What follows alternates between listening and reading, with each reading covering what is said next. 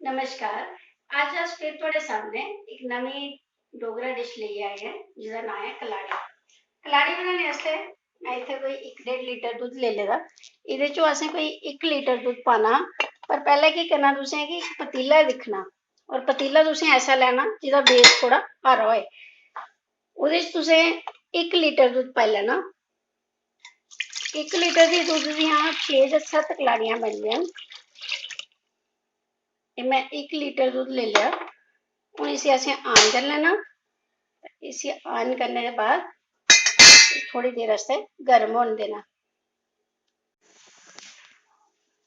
असें इहदे कन्नै ले लिया 1 कटोरी देहीं। मते सारे लोग जेह्ड़े न ओह् कलाड़ी बनाने आस्तै सिरका लैंदे न जां फिर लेमन साल्ट बगैरा लैंदे न। पर असें इत्थै जेह्ड़ी कलाड़ी बनानी ऐ थोड़ी नेचुरल वे कन्नै बनानी ऐ। एह्दे आस्तै असें देहीं लेई लेआ ते दुद्ध असें जेह्ड़ा रक्खे दा हा इसी असें दिक्खी लैना कि दुद्ध किन्ना गर्म होए दा। इसी असें सिर्फ उन्ना ही गर्म करना जेह्दे च साढ़ी उंगली रेही सकै बस। ओह्दे बाद तुसें थोह्ड़ा थोह्ड़ा करियै देहीं पाना शुरू करी देना। थोह्ड़ा थोह्ड़ा देहीं पाइयै इसी आस्ता आस्ता तुसें ल्हांदे जाना।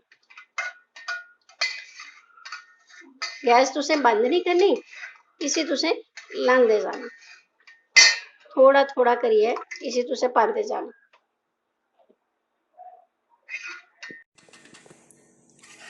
इ'यां करियै तुसें बाकी जेह्ड़ा रेह्दा ऐ देहीं ओह् बी एह्दे बिच पाई ओड़ना ते इसी आस्ता आस्ता आस्ता ल्हांदे जाना।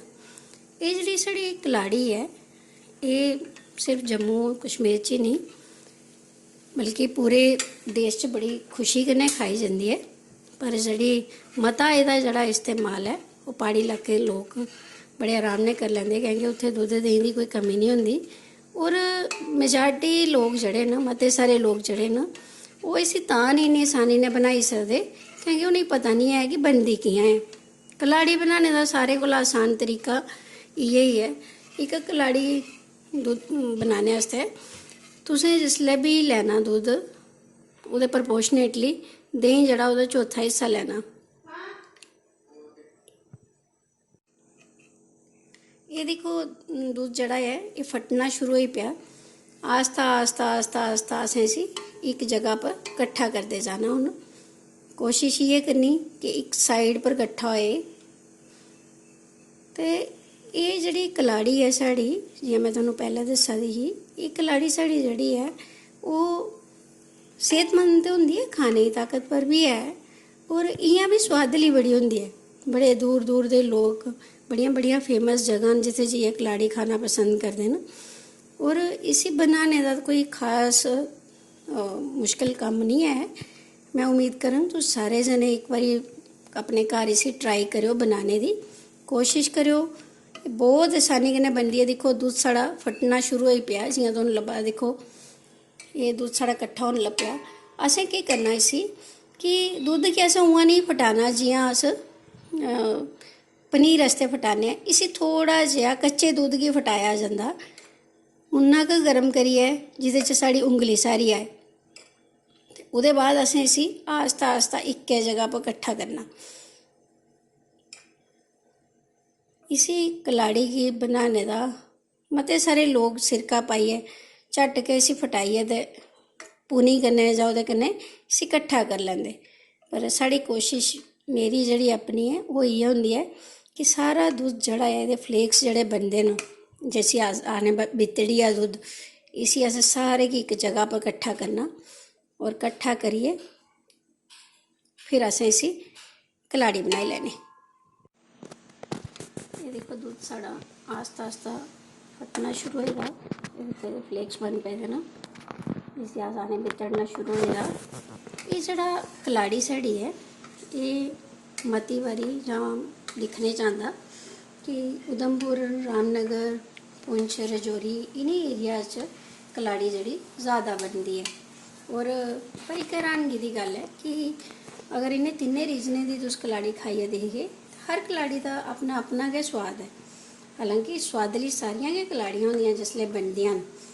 बनने दे बाद जि'यां उ'नेंगी में बनानी ऐ कलाड़ी बनने दे बाद असें इसी जिसलै फ्राई करना जिसलै असें इसी तलना ऐ थोह्ड़ा हारा इसी नमक शमक पाइयै फिर असें तलना इसी ये कलाड़ियाँ साड़ियाँ बनी आनगियाँ। कोशिश करांगा अज के, नहीं हो तो अगले वीडियो तो मैं जरूर शेयर करां, जिहदे च मैं तुहानूं सारेयां कोला आसान और 5 मिनट के अंदर को बनने वाली कलाड़ी दस्सन। ये जिहड़ी कलाड़ी हुंदी है इसी तुस जां दिक्खने च इ'यै ही आंदा, कलाड़ी जां ते गौ दे दुद्ध दी बनदी, मेहीं दे दुद्ध दी। अजकल मैं दिक्खेआ प्हाड़ी इलाकें च बकरी दे दुद्ध दी भी कलाड़ी बनांदे लोग, पर बकरी दे दुद्ध दी कलाड़ी दा स्वाद जेह्ड़ा है ओह् टोटली बक्खरा होंदा और ओह्दा रंग जेह्ड़ा है ओह् ज़्यादा चिट्टा होंदा। चिट्टियां ते एह् बी होंदियां पर ओह्दा रंग इं'दे कोला ज़्यादा चिट्टा होंदा। ते इक चीज़ होर है कि जेह्ड़ियां एह् कलाड़ियां न, असें कोशिश करनी सी इक जगह कट्ठा करने दी, पर एह् जेह्ड़ा कलाड़ी बनाने दा तरीका है केई बारी जेह्ड़ा दुद्धे पर भी डिपेंड करदा। असें जियां हून मैं इत्थै शैह्रे च थोह्ड़ा रौह्नी ऐ, शैह्र भी इन्ना बड्डा निं है, पर गल्ल उत्थै आई जंदी कि जिसलै तुसें गवां मेहियां घर अपने नेईं रक्खी दियां ते तुसें दुद्धे ताईं लोकें पर गै फिरी निर्भर होना, ते दुद्ध केईं बारी इन्ना अच्छा नहीं थ्होंदा। अच्छे दुद्ध दी कलाड़ी, जिन्ना दुद्ध ज़्यादा अच्छा होग ओह्दी कलाड़ी उन्नी अच्छी बननी। और इसी पूरा जिसलै एह्दा पानी बक्खरा होई जाए उसलै असें इसी करना बंद कर देना, लाना बंद कर देना।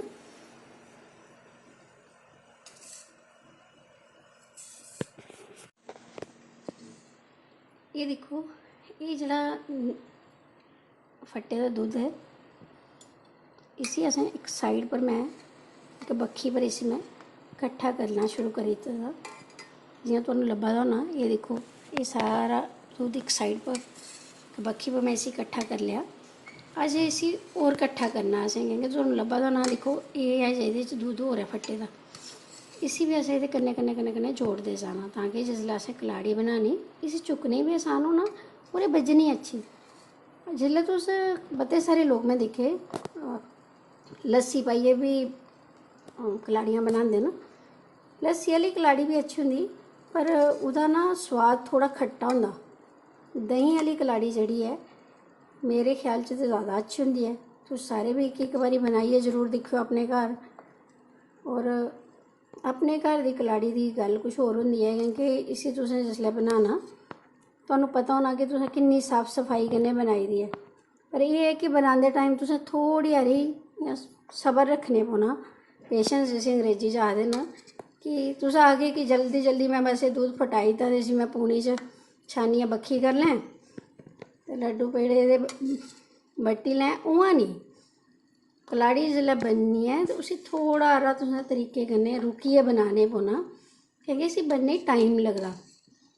एह् बेसिकली पनीर लेखा ही होंदी है, पर पनीर कोला ज़्यादा अच्छी होंदी क्योंकि एह् कंडेंस मिल्क होंदा और असें इसी कच्चा फटाए दा होंदा।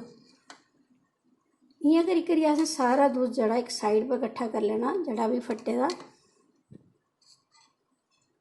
ओह्दे बाद इसी थोड़ा जेहा ठंडा करियै फिर असें इसी कलाड़ी बनाना शुरू करी देनी। कलाड़ियां जेह्ड़ियां न ओह् तुसें सारें जनें खाद्धी दियां होनियां और मन भी करदा कि अस कलाड़ी, कोई भी प्हाड़ी इलाके जाए ते सारे आखदे कि भाई मेरे आस्तै तुस कलाड़ी जरूर लैंदियां आएओ। ते इक बारी मैं उम्मीद करङ तुस सारे जने इसी अपने अपने घर बनाइयै जरूर दिक्खेओ।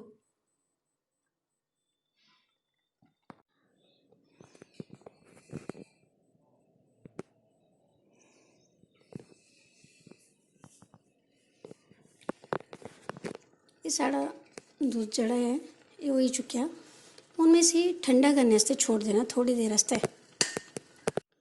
ठंडा करने आस्तै ते असें इसी छोड़ना, पर पैह्लें तुसें दिक्खी लैना एह् जेह्ड़ा थुआढ़ा कलाड़ी आह्ला दुद्ध है एह् सारा इ'यां कट्ठा होई दा जां नेईं। तुस चाहो ते इसी थोड़ा होर भी करी सकदे। अगर अस इसी होर थोड़ा गर्म करचै ना एह् बिल्कुल रूं लेखा उप्पर आई जंदा। इ'यां इसी तुस हत्थ लाइयै दिखगे एह् बिल्कुल रूं लेखा नरम होए दा होना। बस इ'यां करी करियै तुसें इसी कट्ठा करदे जाना साइड पर, बक्खी कट्ठा करियै ते फिर तुसें इसी ठंडा करियै ते बाद प्लेट च कड्ढदे जाना। एह् दिक्खो पानी साढ़ा निथरी गेदा। हून असें इसी पानी गी नथारियै तो जड़ा साढ़ा ये बनेगा इसी असें कड्ढ लैना। ठीक है, ये मैंने थारियै कड्ढ लिया। तुस चाहो तो कोई मलमल का कपड़ा पूनी कन्नै भी तुस चाहो तो कड्ढी सकदे हो। हुण ये जेह्ड़ा पानी साढ़ा बचे दा इसी अस कुसै भी सब्जी च इस्तेमाल करी सकने, जेह्ड़ी असें तरी आह्ली बनानी होऐ जां फिर आटा गुन्नने दे कम्म आई जंदा। और ये जेह्ड़ा साढ़ा निकले दा दुद्ध इसी असें शैल करियै दबाइयै इसी कट्ठा करना।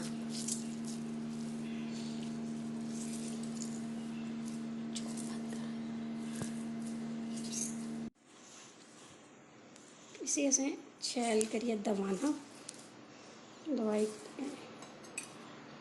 दे बाद असें कैसे जिस भी तुस भांडे दी शक्ल दी कलाड़ी बनाना चाहते हो ओह्दे च पाइयै तुस इसी शेप देई सकदे हो, इसी शक्ल देई सकदे हो। उस चाल्ली दे मैं एल्ले दा इक कड़छी एह्दे च पाइयै इसी शैल दबाई लैना। ये देखो ये साढ़ी कलाड़ी रेडी है। इसी असें पत्ते रखे दे न, बस इं'दे पर करी करियै कलाड़ी जरूरी नहीं है कि तुसें बड़ी बड्डी बनानी, मोटी बनानी, गोल बनानी। तुस इसी कुसै भी चाल्ली दी, मैं दिक्खेआ बड़े सारे लोग जेह्ड़े न फुल्के दी शक्ल दी भी बनांदे, बिल्कुल चौड़ियां चौड़ियां पतलियां पतलियां। तुस भी जेह्ड़ा भी चाहो तुस उस शक्ल दी बनाई सकदे हो। पानी दा तुसें नथार लैना। ओह्दे बाद पैह्लें लोग केह् करदे हे, डूने होंदे हे ना पत्तरें दे, उ'नें डूनें च पाइयै इसी छोड़ दिंदे हे ताकि डूने जिसलै धुप्पा छोड़ने ते डूने चा पानी जेह्ड़ा हा ओह् रिसी बाहर आई जंदा। ते डूने ते मेरे कोल है नहीं हे, पत्ते जेह्ड़े बी ऐ हे ओह् मैं लेई ले। इसी थोड़ा तुसें टाइट करना पौना ताकि एह् बिखरे नहीं।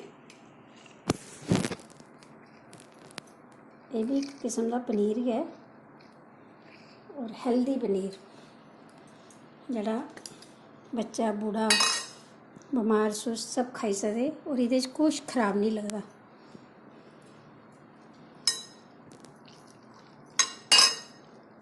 मैं कोशिश कीती ही दुद्ध कुसै घरा मंगाने दी, पर जियां मैं तुहानूं पैह्लें भी सनाया कि दुद्ध मिगी इन्ना अच्छा नहीं थ्होया। दुद्ध अगर अच्छा थ्होए दा होंदा ते कलाड़ी जेह्ड़ी ही ओह् बड़ी एह्दे कोला भी ज़्यादा अच्छी बननी ही। मैं उम्मीद करङ अगली बारी कभी मिगी दुद्ध अच्छा थ्होया जां मैं कभी घर रामनगर गई ऐं तुहानूं मैं कलाड़ी बनाइयै दस्सङ। और ओह्दे उप्पर दुद्ध दी इक जिसलै अस उसी कट्ठा करने बिल्कुल पतली जियां साढ़ी क्रीम होंदी ना ओह्दे लेखा लेयर आई जंदी ऐ, परत साढ़ी ओह्दे उप्पर आई जंदी ऐ जेह्ड़ी इसी तुसें दबांदे जाना दबाइयै एह्दा पानी सारा निचोड़ लैना ताकि जिसलै तुस इसी सुखान लगो एह् प्रॉपरली सुक्की जाए।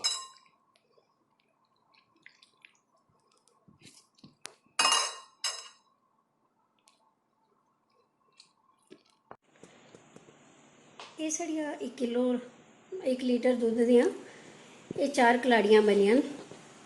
और ये कलाड़ी अपने कोला मैं पूरी कोशिश की इसी ठीक बनाने दी, फिर भी अगर कभी मैं घर गई और अच्छा दुद्ध मिलेआ बैटर मैं तुहानूं होर कलाड़ियां बनाइयै दस्सङ और फिर तुहानूं फ्राई करियै भी दस्सङ कि 5 मिंट च कि'यां अस अपनी कलाड़ी बनाई सकने सैंडविच ओह्दा, जां इ'यां भी कलाड़ी गर्म करियै जेह्ड़ा फुल्के कन्नै अस खन्ने जां चाह् कन्नै अस लैन्ने। हून असें केह् करना, एह् कलाड़ी साढ़ी रेडी, अस इसी प्लेट च नहीं रखी सकदे।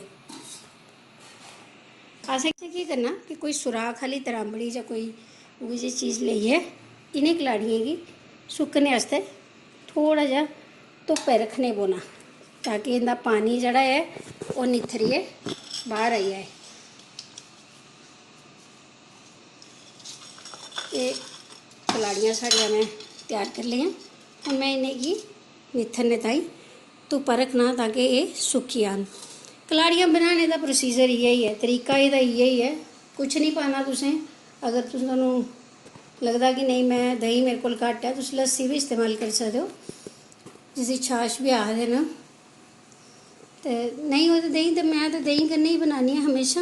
उम्मीद करांगी तुहानूं ये वीडियो पसंद आग। फिर भी अगर कोई गलती हो जाती अस इसे दोबारा रेक्टिफाई करके ठीक करके तो एक बार इसी कलाड़ी गी बनाइए जरूर दिक्खियो।